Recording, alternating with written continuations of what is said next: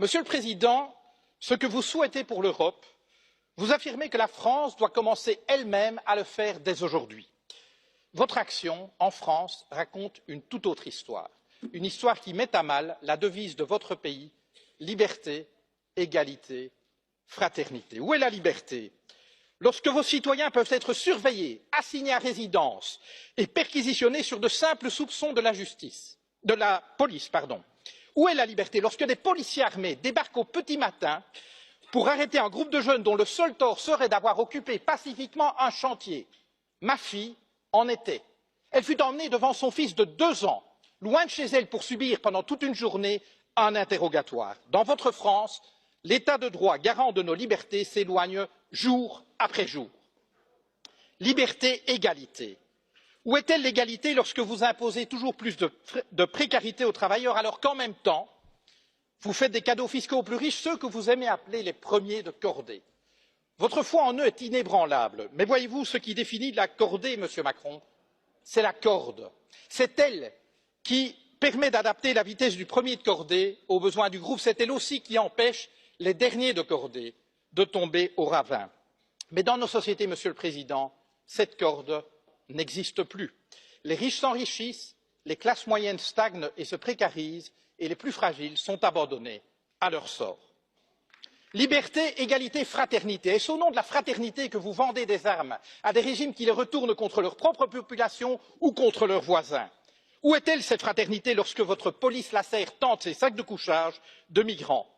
Procédures expéditives, recours non suspensifs, détentions administratives, voilà les ingrédients de votre projet de loi sur l'asile et l'immigration. Contenir et refouler plutôt qu'accueillir des êtres humains en exode forcé.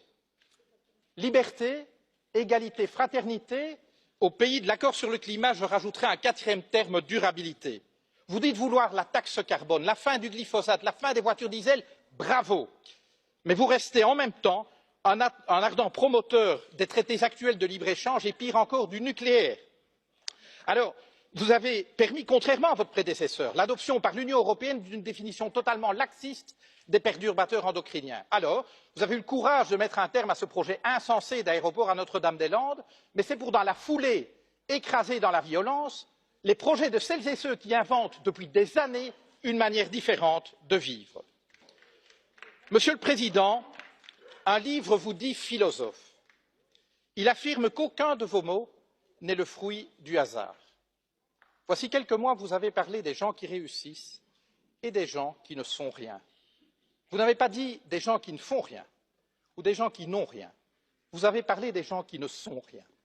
Voyez-vous, pour nous, le projet européen consiste précisément à faire en sorte que plus jamais, en aucun endroit de ce continent, aucune femme, aucun homme ne puisse être considéré comme rien ou se penser comme rien.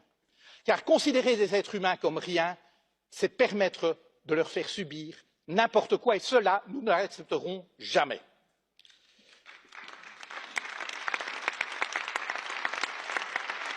Monsieur le Président, vous avez pris coutume d'offrir à vos hôtes de marque un cadeau. Permettez-moi de faire de même. Je vous offre cette corde d'escalade, symbole de la cordée à laquelle vous semblez tenir. Je vous dirai ceci. Chaque fois que vous ferez avancer la cause de la liberté, de l'égalité et de la fraternité en Europe, chaque fois que vous agirez pour une Europe plus juste, plus durable et plus démocratique, nous serons à vos côtés. À défaut, vous nous trouverez sur votre route. Je vous remercie.